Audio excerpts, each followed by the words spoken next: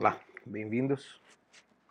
Nós estamos estudando esse pequeno livrinho, se chama História da Teologia Cristã, está escrito por Roger Olson, e a nossa proposta, evidentemente, é cobrirmos 1000 anos a cada semestre. É um desafio bastante grande. Aí eu percebi que nós fizemos uma coisa muito bacana semana passada, que foi estudar sobre o segundo século e deixamos tarefa, isso também aparenta ser bacana para algumas pessoas, para mim em especial, é muito bacana. Mas eu percebi que se a gente não faz um pequeno vídeo com alguns conceitos, alguns esclarecimentos sobre o assunto do gnosticismo, nós vamos ocupar espaço da nossa próxima aula com conceitos primários. Então, qual é a ideia? Eu expor os conceitos, você leu no livro, junta tudo isso e na aula a gente se encontra com um melhor, vamos dizer, um melhor preparo. Essa aqui é a questão. De quebra, este vídeo também cumpre com um propósito de mostrar como que é a dinâmica, do que se trata o curso e tudo mais. Então, estamos seguindo o Roger Olson, então é simples pegar o índice dele, né, o sumário ali, dar uma olhada para saber onde que nós estamos. Então, estamos no segundo século. Então, o segundo século vai a ir desde o ano 101 até o ano 200. Esse que é o segundo século. O século sempre começa com o ano 1. Né? Então, 101 até o 200, esse é o nosso espaço de tempo que estamos estudando. Temos um nome bastante interessante para este curso, História da Teologia Cristã, então enfatizando que não é história da própria igreja, ou apenas da igreja, ou de alguma as perseguições, ou sei lá, qualquer coisa assim. Não vamos falar de tudo isso, né? Mas é a história da teologia cristã, como que ela vai sofrendo essas mudanças, como que ela se origina, né, e quais são os seus propósitos. Muito bom. O que nós vimos na aula passada e que nós não vamos ver agora? Nós falamos do montanismo, nós falamos de Celso e demos uma introdução ao gnosticismo. Então, nós precisamos lembrar desses três ao falarmos do segundo século da Igreja Cristã. Então, se, vamos dizer, o que nós temos escrito no Novo Testamento chega até o finalzinho quase do primeiro século, o que aconteceu depois? Então, tem a ver com Montano, com Celso e com o gnosticismo. Então, uma síntese do que nós vimos semana passada e do que vamos ver agora com o detalhe do gnosticismo, que esse é o propósito do vídeo, muito curto na realidade, né? Então, nós vemos que Montano e sua nova profecia representavam uma séria ameaça à unidade da igreja. Então, podemos dizer que era uma ameaça interna, no sentido de Montano sair, por mais que ele tinha sido um sacerdote pagão, mas tinha havido uma certa conversão, uma crítica completamente válida, né? Mas era uma ameaça a essa unidade. Né? E, bom, você já sabe porque já esteve na primeira aula. E depois nós temos a Celso. Celso já não é interno, é externo. Um orador profícuo e tal. E basicamente o que o Celso dizia era que o cristianismo não se encaixava, né? Que era um conjunto de ideias assim, meio esotérica, meio louco, né? E Celso tinha lá sua fé. Em certo sentido, ele era monoteísta, no sentido aristotélico da ideia de ser monoteísta, né? E esses ataques céticos e filosóficos de Celso acabam representando uma séria ameaça à credibilidade do cristianismo. O imperador da época era uma pessoa inteligente, era um filósofo, então era necessária uma resposta à altura das circunstâncias. E chegamos então à cereja do bolo, que é o gnosticismo, né? E aí Olson vai fazer uma referência dizendo que o gnosticismo era a primeira e a mais perigosa heresia entre os cristãos primitivos. Então, da forma em como eles respondessem a essa provocação, da forma em como o cristianismo iria a se posicionar contra essa heresia, é que iria surgir um padrão, talvez, de como que o cristianismo iria a posicionar-se futuramente. Então nós precisamos analisar essas questões do gnosticismo, saber o que o gnosticismo propunha e propõe, porque está vivo até hoje, ele tem sobrevivido. E eu convido você a pensar até que ponto você não pensa de forma gnosticista. Esse que é o desafio. Então vamos ver algumas as características do gnosticismo. Mais para frente, vamos voltar a falar dele. Ele vai voltar a aparecer na história, mas vamos ter um contrincante, vamos dizer, à altura. Né? O que é a coisa básica do gnosticismo? Então, para os gnósticos, este cosmo é incurável. Né? E então, como é incurável, ele deve de ser rejeitado. Alguém iluminado é dever dele rejeitar esse cosmos. Porque o cosmos é por natureza incurável. Né? O cosmos é mau, é ruim, desde a sua criação. Não há nada bom na coisa criada. Tudo que é criado é ruim. Esse é um norte que temos que ter com os conceitos básicos do gnosticismo. Tá? E o ponto de partida do gnosticismo é o ponto do sofrimento humano, e sofremos porque estamos neste mundo. Este mundo é ruim, é por aí, um círculo assim. Então, o gnosticismo propunha uma solução espiritual para o indivíduo. Então, aí nós podemos ter um ponto em comum das várias linhas filosóficas de existência do gnosticismo. Isso é o básico que nós temos que lembrar. O cosmos é ruim. A vida material é ruim. O que eles pensavam ao respeito da divindade? Bom, eles acreditavam, todas essas linhas gnósticas acreditavam no único Deus transcendente e espiritual, completamente espiritual. Ou seja, se a matéria é ruim, Deus nunca poderia, de forma alguma, ter algum tipo de contato com a coisa material. Então é muito distante. Esse Deus, ele é único, mas é espiritual e é muito distante desse universo caído e material. Não? É inalcançável, inatingível. Agora, mesmo sendo eles, vamos dizer, em certo sentido, acreditam que o Deus verdadeiro é o Deus bom, esse Deus bom não poderia nunca ter criado este mundo ruim. É uma impossibilidade natural do Deus bom. Então, este universo somente pode ser fruto de um Deus maluco, um Deus menor, um demiurgo, um Deus maligno. Não? Essa que é a explicação do gnosticismo para a divindade. Então, como que o ser humano se encaixa nisso daí?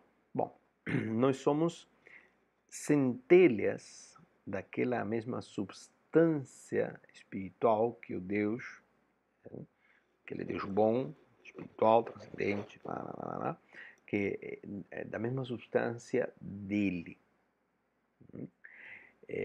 E o que acontece? Bom, nós estamos aprisionados, nós somos centelhas divinas e estamos aprisionados em corpos físicos. E estes corpos físicos são como túmulos. E uma vez chegado ao conhecimento, tendo sido iluminados pelo gnosticismo, então é nosso dever escapar desse túmulo físico, transcender dele. É aí que está a coisa, né, sobre a humanidade. Mas acontece que o gnosticismo ele não se propõe como uma religião, filosofia, forma de pensamento fora do mundo cristão. Então ele vai tratar dos mesmos assuntos. Então ele vai falar da queda. Então a queda que acabou levando ao pecado e à iniquidade é idêntica à queda para dentro da matéria. Essa centelha divina que antes existia, e aqui nós vemos rastros de um pouco de filosofia de Sócrates, né? É Sócrates quem propõe a ideia de uma alma que veio de algum lugar e vá para algum outro, né?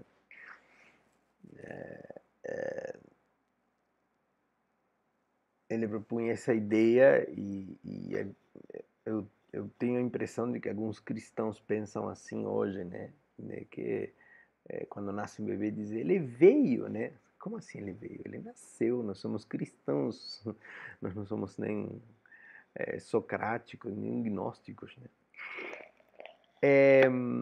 Aí vocês podem ler Fédon, por exemplo.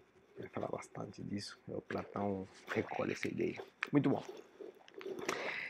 Então, a queda que leva ao pecado e, por conseguinte, a iniquidade é a mesma coisa que queda para dentro da matéria. Essa gotícula, essa centelha divina que éramos nós e que estávamos livres e soltos, né, caímos para dentro dessa criação que foi feita por um Deus ruim, um demiurgo, né?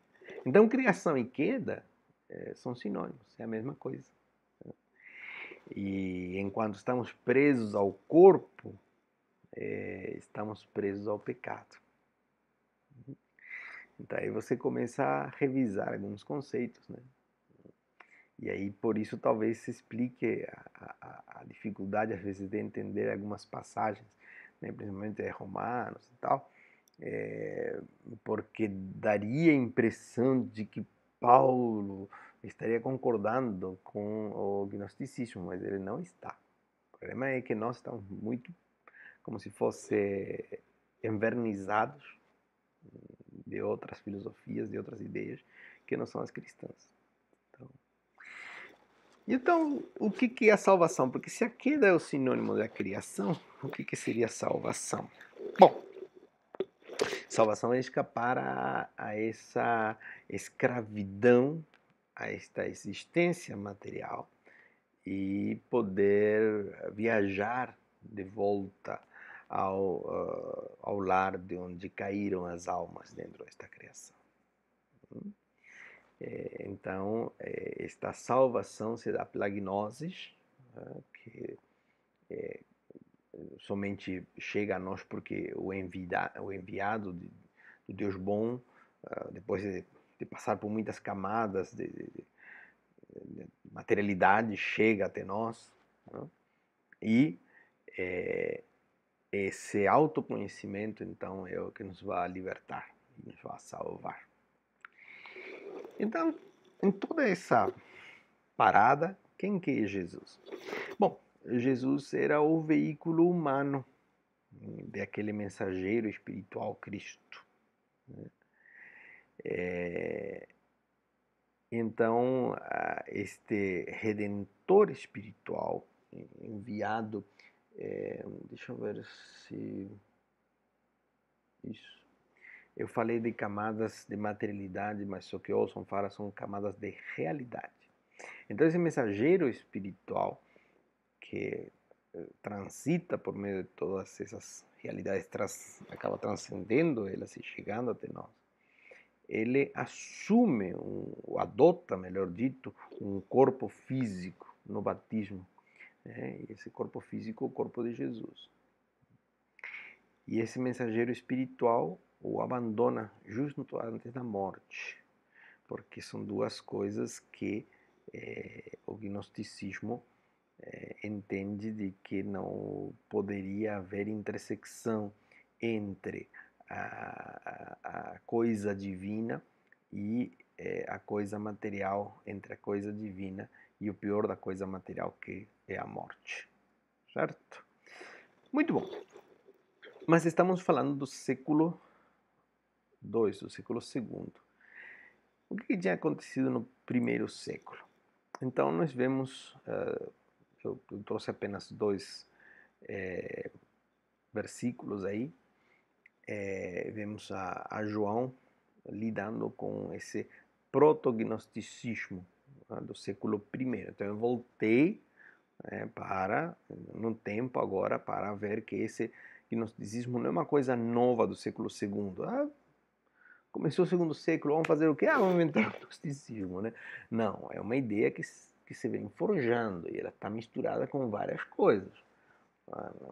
Não é uma ideia em vácuo e não é uma ideia que só atingisse pessoas, digamos, sem conhecimento, muito simples. Não. Então, se nós pegamos uma das epístolas de João, a segunda de João 1:7, o evangelista vai dizer assim: de fato, muitos enganadores têm saído pelo mundo, os quais não confessam que Jesus Cristo veio em corpo, ou veio em carne, se está usando Almeida, revista corrigida, vai dizer em carne, em corpo. E já essa tradução já denota essa dificuldade, né? Porque a gente carrega a palavra carne de coisa muito negativa, né? E aí você começa a ver até onde, mas é corpo, carne. Né? Então, o que João vai dizer a respeito desses que não confessam que Jesus Cristo veio em carne? Diz, tal é o enganador e o anticristo. Para João a coisa é muito séria. E no início do Evangelho, claro, o Evangelho, diferente da carta, o Evangelho é bastante mais rico nas suas expressões, é muito mais elaborado, talvez. Mas ele inicia dizendo: e o Verbo se fez carne e habitou entre nós, cheio de graça e de verdade. E vimos a sua glória, glória do unigênito do Pai. Então, nós vemos João já lidando com essa coisa. Poderíamos falar de Paulo também, fazendo algumas referências ali em Filipenses 2, 5, 12, que eu acho que é uma das coisas mais lindas do Novo Testamento, uma das passagens mais formosas que nós temos, né? Em Filipenses 2, 5 ao 12. Poderíamos falar também de outros textos de João e de 1 de João, né? Mas também no Gênesis há algumas coisas a respeito da interação entre o divino e o criado. Então, como que nós podemos concluir essa nossa viagem rápida pelo segundo século ao respeito da teologia? Da história da teologia. Então nós temos essa frase do autor do livro que diz: o que chamamos de ortodoxia nasceu do conflito entre os herdeiros nomeados pelos apóstolos e os gnósticos, que se diziam transmissores de uma tradição secreta de doutrina originária dos mesmos apóstolos. Então, o nosso primeiro embate com a heresia, né? Não com as coisas externas, como Celso, por exemplo. Não com um ou dois, três, como no caso de Montano e as suas profetisas, né? Mas com uma grande corrente de pessoas pensando diferente, justamente traz essa questão de dizer, olha, todos vocês estão errados, vocês que se dizem descendentes dos apóstolos, e nós temos um conhecimento arcaico, antigo, né, que precisa de ser disseminado e que difere de tudo aquilo que vocês conhecem. Então, eu entendo que isso não morre de forma tão simples. Eu entendo que isso está muito presente, às vezes de forma inconsciente, e que nós faríamos bem em analisar. Muito bom. Esse é o nosso conteúdo, é bem curtinho, tá? Prático. E eu gostaria que vocês dessem uma olhada assim no livro, lessem o que restou desse capítulo. E então no próximo encontro vamos falar dos pais apostólicos, né? Como eles explicam o caminho ao final de contas. Bom, é isso. Muito obrigado pela sua atenção e se você se interessa no conteúdo, o curso está apenas começando. Este vídeo é público justamente também para instigar aqueles que se interessem no assunto. Então pode fazer a inscrição com a secretaria do seminário. O celular vai ficar nos comentários. Obrigado, Deus abençoe. Tchau, tchau.